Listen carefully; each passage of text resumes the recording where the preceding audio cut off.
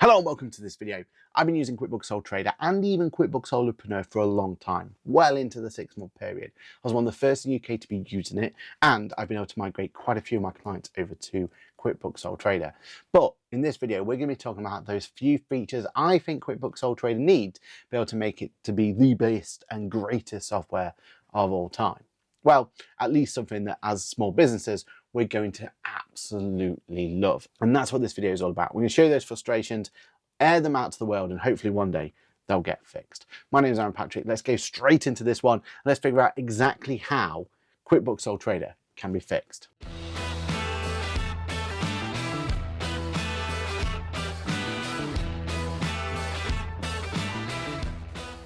Hello, my name is Aaron Patrick. I am a chartered accountant, a certified UK trainer with a fancy new logo, that QuickBooks chap on the internet, head of accounts here at Boffix, your multi-award-winning accountant who's won both the Digital Disruptor 2024 and also the hero behind the hero by QuickBooks themselves.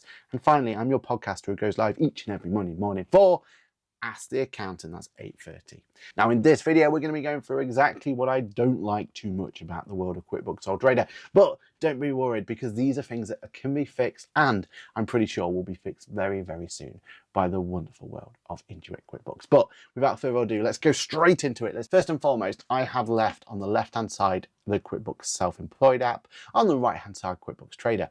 Why? Because there are still a few things that I wish would make it over to Sole Trader that we used to love as QuickBooks Self-Employed.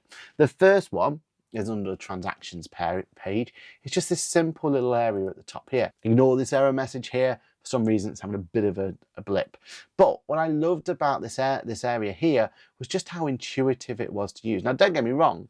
This is intuitive. This is far better and far nicer than some of the other solutions we've ever had, but we're still missing things. Like this graph here was so useful. It told me straight away without looking at anything else that I haven't put any information in for these months and I've put no information in for this month. I've just done December. That is critical information, right? Here, could be the same, might not be the same. We get these wonderful little AI checks at the top here telling us that there are things happening, but ultimately I loved this idea of being able to look at it straight away.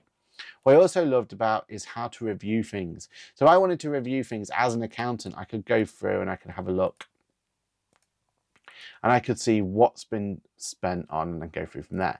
Now, using this screen wasn't great, but if I went to the taxes area and looked at the tax area and I wanted to understand where this £1,000 would go to, I'd click on there, take into here.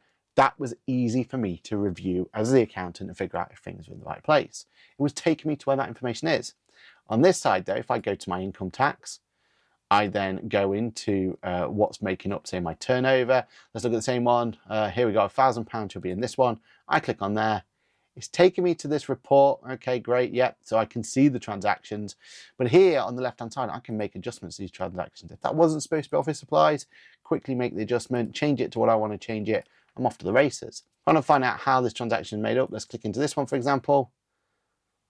I'm taken to this area here. I can then maybe adjust that one if I want to. So let's make that one adjusted. But now how do I get back to where I was? Like, what's the workflow here? So do I now have to go back to CIS, back to income tax, find that transaction, go back into here, click into here to open to this, to do that? The workflow just isn't there. I don't want to go to a report here. I want to go, just like I had here, to the transactions there. That's the workflow that we're used to. And that, when you've got all these transactions to go through, is the easiest way for you to be able to review the work you've done, review what's going to happen in your tax return and amend them as you need to. Okay, the next one is pretty simple. If I use the add receipt functionality on QuickBooks Self-Employed and I was to upload from computer and I was to put a transaction in there or use my app to take a photo to bring a transaction in, then it extracted the information as if by magic, so it was able to read all of the dates, the amounts, everything else. Love that. And then what it was able to do is give you an option to be able to add it directly to your QuickBooks Self-Employed. And if it was a transaction that was on the bank account, you could match it against that transaction and then you make sure you don't have a duplication. And better yet, you got that supporting document to prove where you got that information from. Love, love, love, love, love that. But in QuickBooks Sole Trader, yes, we can still import receipts, but it's getting this really crazy matching solution. And that's great if the transaction is in the bank, because again, you've got that supporting document, you can attach the supporting document, everyone's happy. But what about if you spent something on your personal credit card, or you use, heaven forbid, cash, for example, and you paid for something? What if you added a transaction in here that never appeared on your bank account? That's when you're going to have issues. And that, to me, is where this falls a little bit flat, because every time that something says unlinked on here, these are transactions. I've tried 4 times to get these in now. These are transactions that I need to get into QuickBooks one way or another. And the only way really for me to do it is to go to the transactions area, press new transaction, fill it out manually, which seems counterintuitive for me then to go back to the receipts area to then link it accordingly. It's still reading it. Look, it's read that this was £120 at Fat Hippo Glasgow on the 9th of the 10th, 2023. So it's doing all of the good things for me. But unfortunately, it's not going all the way. And that to me is a massive, massive shame, because I would love to be able to create these transactions here, 2 actual transactions, and get them into QuickBooks. If I use my new receipt function, they even have this fancy solution on this one where add from mobile device. So I can scan a QR code, my phone then becomes a portable scanner if you like. I take the photo, boom, I've got it in there. Such a great workflow. It's just let down by the fact that when it's extracted, there's not really much we can do with it. From a reports point of view, we had this tax detail report just here. We don't have the same level of reports as we do there. And it was a great report that we could bring in. This tax detail report not only gave you a breakdown of what your taxes can do, but if we can see here, gave you a breakdown all the way across here of all of the details that made up these numbers. So it was a great way of being able, from an audit point of view, to go and see exactly how this was broken down. I love this report. This is one of those reports I would tell anyone using QuickBooks Self-Employed to keep hold of. Make sure you've always got your own copy of it. But unfortunately, we don't have the same access here.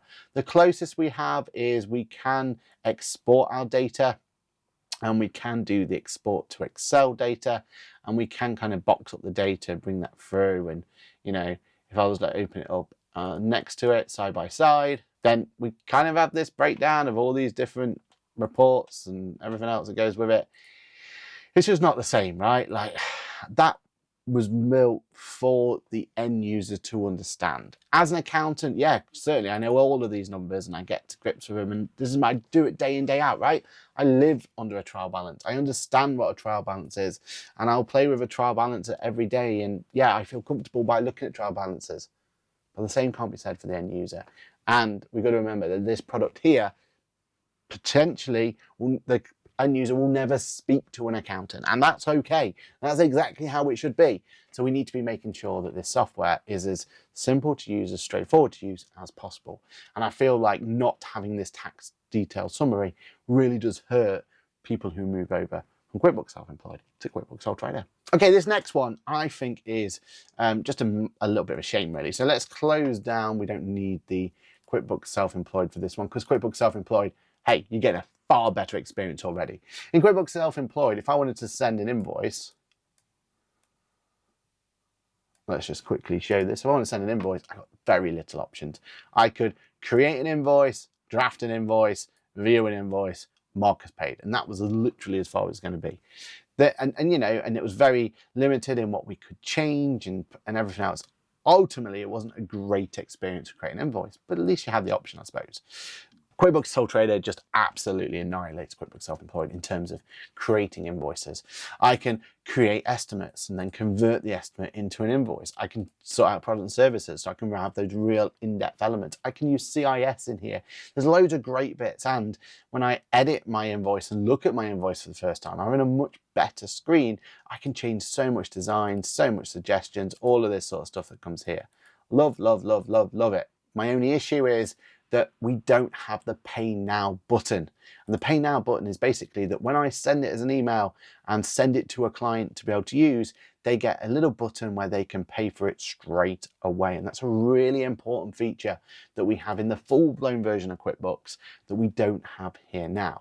Frustratingly, if I jump in my estimates and I have a look at my estimates and have a play around with it, I actually do see a accept payment method option here, but unfortunately that setup button doesn't work. So they're teasing that it potentially coming, they're teasing that it might be here at some point, and the button is there in product now, but it's not working. And that's a real shame, because generally I think that a pay now button in this product will be absolutely brilliant. You send the invoice to someone, they read it there and then. They Apple Pay, Google Pay, however they want to make the payment. You know, Apple Pay is sat there as one of those options. I think you're off to a winner. So I'm hoping that this solution comes into QuickBooks Sole Trader really, really soon. If you want to be the first to know about if it comes in and when it comes in, you're in the right place to make sure you subscribe, and make sure that you comment on this one about you want your payment now button there, and we'll get that information over to QuickBooks themselves. And finally, I just want a similar dashboard. I love the fact on QuickBooks Sole Trader we get to edit our layout, we get to play around with it and everything else. But we are missing some of the most vital bits. And again, sample data on this one, so we're not quite seeing it. But this whole estimated tax button was a lifesaver for clients. We need that estimated tax to be on this side of here. We need, you know, to have that same information coming through. And when it comes to the taxes as well, we need a similar sort of layout than we've got there. This layout here works so well. It shows me the boxes that I want to put in. It shows me how I'm going to do this. Yeah, I could download it, I suppose, and when I download it, pretty sure I'm going to get quite a nice experience in terms of the income tax button here, but that's still not got the boxes numbers in. Where are my boxes numbers? The box number for me was the important bit for our client, because it told my client where to put those in if they were going to be using themselves, or an end user if they've not got an accountant, right? It's telling them what box to fill in. Where's my boxes gone? Why have I not got those boxes anymore? How can I get that information over to you? I really need that information to make it work for me, right? And you know, again, when I click into these transactions, I want to be taken directly there so that I can work with it easier than I have been before. And my final one is a bit of a UI change. We've already spoke about how having something similar to what we have in QuickBooks Self-Employed will be useful here. But also, again, back to that reviewing status. When I go to categories here, I need to know how many transactions are already in there. That's crucial to me to know. I can't go through every single one of these and then having to close down that filter to bring that filter up to go back to the next one. And it doesn't even tell me where I was. So then if I need to go through every transaction to make sure that every transaction has been put in there, this is a really long one. And that date range is incorrect, because my date range really should be the last year. There's just, if I'm going through using this review tab here, which I want to be using, because this review button here, this is an accountant's only feature, by the way. But if I'm using this review thing to make sure I'm confident that my client's done things correct, or the AI has done things correct, then I need to go into here and I need to be able to use the filter system much more efficiently. At the moment, it's just such a long-winded way for me to have to go in, click on accountancy. Well, there wasn't any in accountancy. It could have told me that, right? Now I've got to come out of that to go back in to look into this one to make sure that that one, and then come out of there, then go into this one, and then put into that one. And it's just a long-winded way where really this UI could be much easier for me, so that I know which ones have transactions in and I can easily review them and easily make those adjustments. We've got these amazing batch action filters here, so I can quickly go through and make changes and all sorts if I need to. But at the moment, it's just restricting me from doing that because the filtering is just not that great. And my final one is a quick one. It's an easy and quick one, really. QuickBooks Sole Trader, everyone loved the fact that we had the manage rules options just here. And the idea was we could create all these rules so that every time that transaction hit my bank account, it would do X, Y, Z. We don't have rules at the moment in here, and I don't know why, especially when the AI is so good at doing most things, but can sometimes get things completely wrong. Like here, I don't want my Yo Sushi to go to personal spending. I want it to go to entertainment or whatever it's going to be, right? Once I've put it there, then I have to go through finding the rest of the Yo Sushis to put it there. What I should do is be able to set a rule, say that every time it sees Yo Sushi to put it to here, so that going forward it's always going to be put in the right place for me. That is something I desperately need, in my opinion, so that I can be able to put this information in and be able to get on top of it all, so that I can then have confidence that going forward, everything's going to be going to the right place. Rules is an absolute must for this software. It's going to be the difference between a great piece of software to a fantastic piece of software. Because what it's going to do is going to give people like ourselves confidence to give it to more and more clients that are out there. What do you think? Is there anything I've missed? Is there anything that you have been using this software for and think to yourself, if only it could do X, Y, Z? I would love to know and love to hear about it. And to tell me about it, use the comment section below. Put some comments down there to let me know if there's anything you'd like to see in here, and I'll promise you I'll get that over to QuickBooks themselves. My name's been Patrick. If you like this video, or if you've got a sole trader for the first time, or if you're using sole trader or thinking about moving over, then don't forget to use the subscribe button, because you're already in the right place to learn about all the greatest things that are coming. And if any of these features come to sole trader, don't you bet your bottom dollar that I'll be doing some form of video about it or some form of short about it to let you in the know that it's here. My name's been Patrick. This video has been an absolute pleasure to do for you, and I will see you in the next video. Bye for now.